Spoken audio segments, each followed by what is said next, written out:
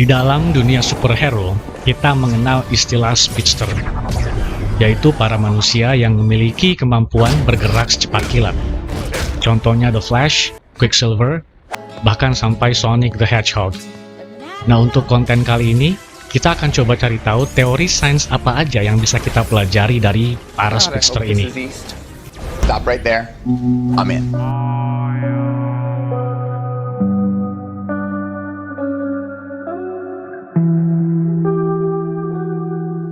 Ketika sedang melaju dengan kekuatan supernya, alam di sekeliling mereka bergerak dalam slow motion. Ini bukan sekedar special effect untuk membuat adegan film terlihat dramatis. Gerak lambat ini adalah persepsi dari sudut pandang para speedster dalam melihat alam semesta di sekitarnya. Semakin cepat kita bergerak, maka aliran waktu akan semakin lambat.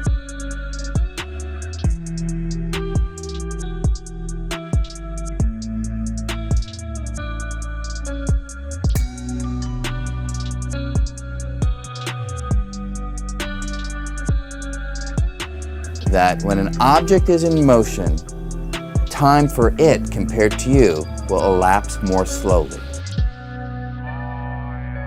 Jadi memang bagi para speedster, dunia ini bergerak sangat lambat.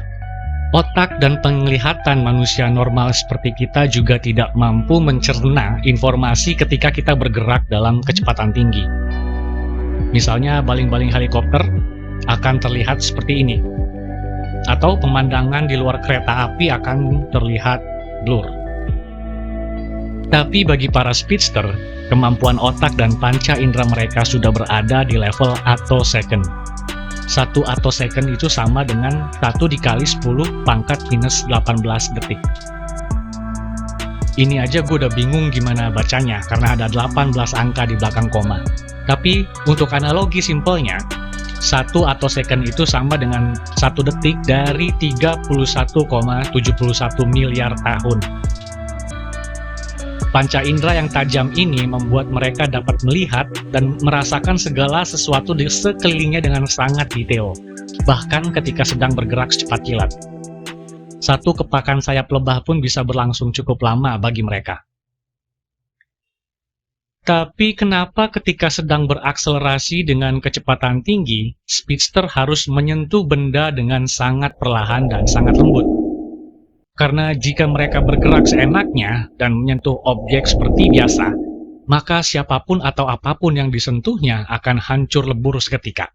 Ini berkaitan dengan hukum fisika tentang tumbukan. Ketika sedang bergerak cepat, speedster membawa energi kinetik yang sangat besar karena tingginya akselerasi mereka. Contoh dalam adegan ini, peluru-peluru terlihat nyaris diam di udara dari sudut pandang Quicksilver. Jadi bisa kita asumsikan, Quicksilver sedang bergerak ratusan kali lebih cepat dari peluru.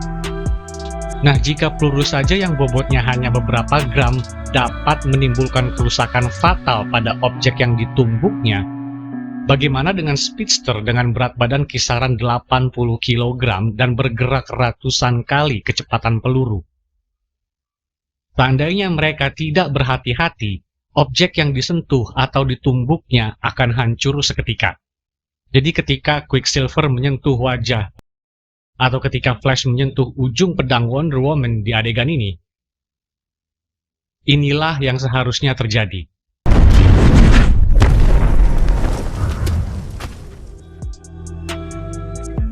Dalam hukum Newton ketiga, kita mengenal aksi-reaksi. Contohnya ketika seorang pelari akan melakukan start, kakinya akan memberikan gaya tolak pada blok start yang dipijaknya. Untuk ukuran manusia biasa, gaya tolak ini jumlahnya sangat kecil dan tidak ada efeknya sama sekali. Tapi berbeda dengan speedster. Sumber utama gaya akselerasi mereka berada di kedua kakinya, karena mereka mampu berakselerasi dari posisi diam ke kecepatan tinggi hanya dalam sepersekian detik, maka kaki mereka akan menimbulkan hentakan energi yang bisa menghancurkan tanah yang mereka pijak. Masalah lain yang muncul dari akselerasi tinggi adalah friksi atau gesekan.